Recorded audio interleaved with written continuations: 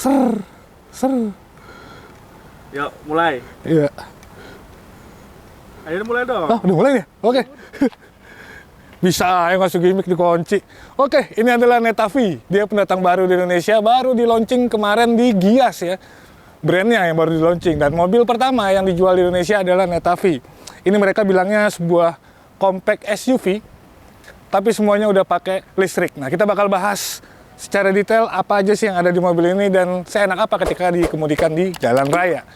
Jangan lupa like dan subscribe, tonton terus video sampai selesai. Oke, gue main gini dulu ah.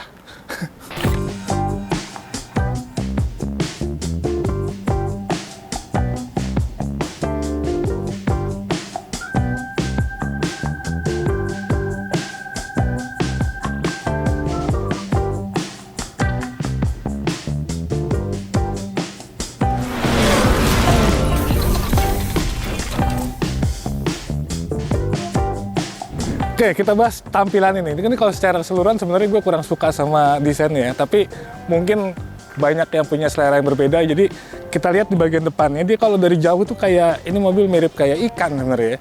Dari desain lampunya nih yang tajam ke di sini gitu ya, terus juga bagian sininya. Nah di sini ada logo Netanya, tulisan aja kayak gini.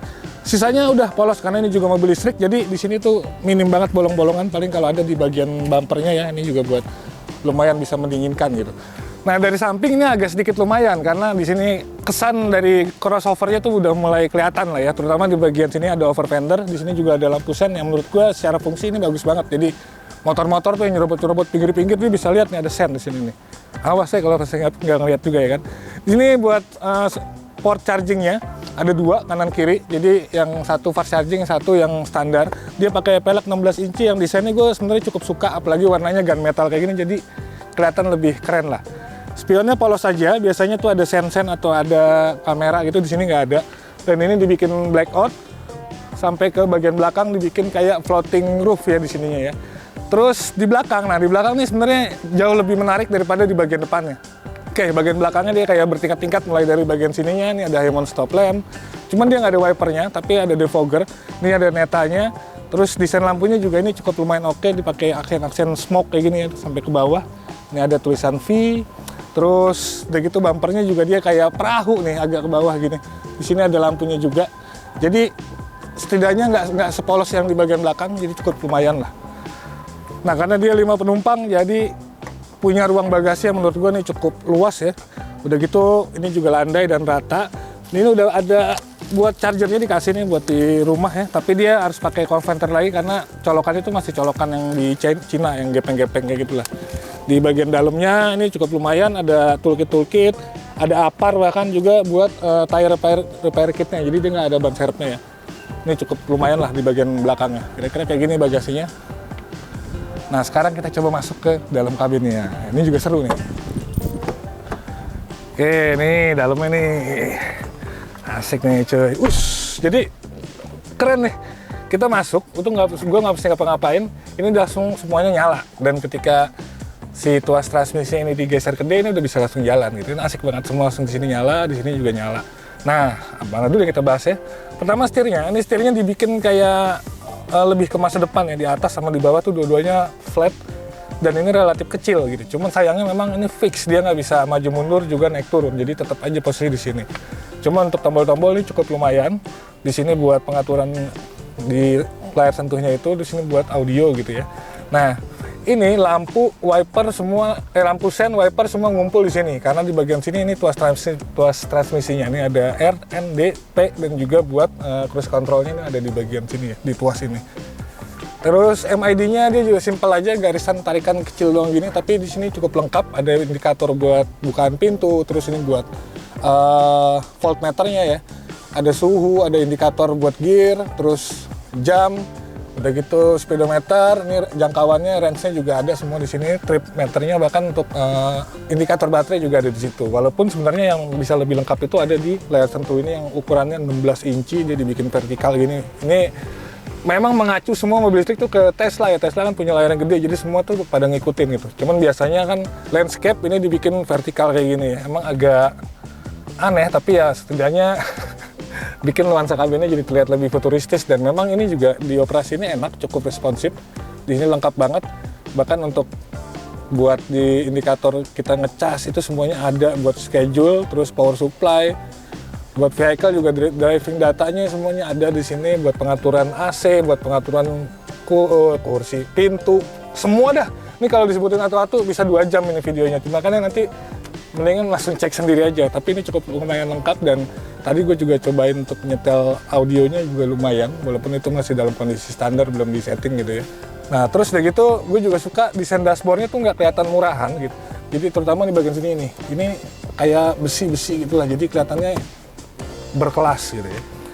Masih di tengah, bagian bawahnya tempat penyimpanan. Ini sayangnya nggak ada fast chargingnya, tapi ya ini cukup lumayan dan dalam juga nih. Terus di sini konsol tengahnya, ini ada 2 cup holder. Di sini juga tempat penyimpanan, mungkin buat naruh handphone. Sandaran tangannya juga dia bisa buat tempat penyimpanan lagi gitu ya. Terus untuk joknya dia bahannya semi kulit nih, kalau nggak salah semi kulit. Pengaturannya masih manual, jadi dia belum elektrik. Nah untuk power window-nya dia cuma buat turunnya doang yang otomatis. Buat naiknya itu masih tetap harus kita pencet terus gitu, dan ini semuanya juga kayak gitu, cuman di jok pengemudi doang.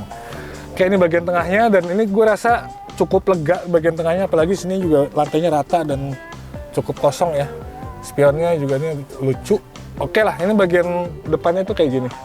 Terus satu lagi yang unik ya paling ini kuncinya, dia bisa diputar-putar. Gue nggak tahu sih maksudnya apa ya, buat main anak-anak kecil atau gimana gitu.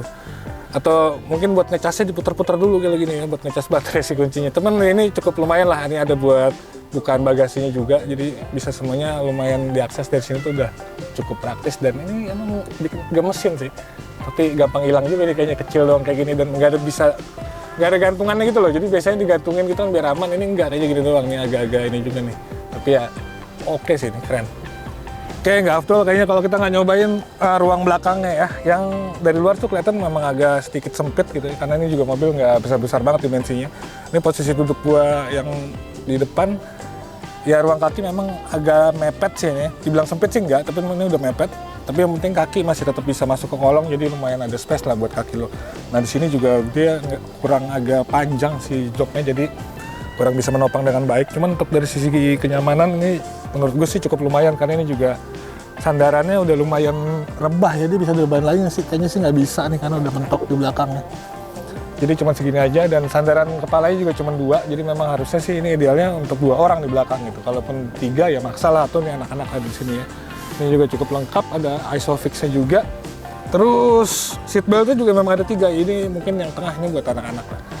Ya ruang belakang sih agak lumayan inilah ya, nggak selega di depan gitu, makanya tinggal cari komprominya aja gitu ya. Yang depan coba maju dikit dong gitu, biar agak lega gitu. Tapi kalau yang depannya udah egois ya udah dah, susah yang bagian belakangnya gitu dah kira-kira.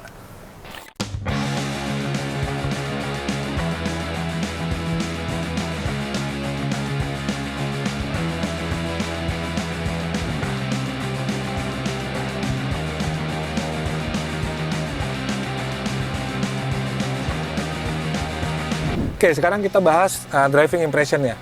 Kita mulai dari spesifikasinya dulu nih. Dia dibekali sama baterai 40,7 kWh ya. Nah, dari baterai itu bisa ngebawa mobil ini untuk jalan sejauh 401 km. Ini menurut gue cukup lumayan.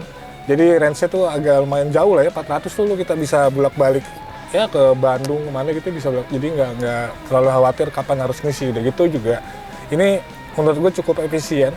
Karena apa? Karena memang secara tenaga pun nih mobil juga biasa aja gitu. Dia nggak istimewa banget seperti halnya mobil-mobil listrik yang lain gitu ya.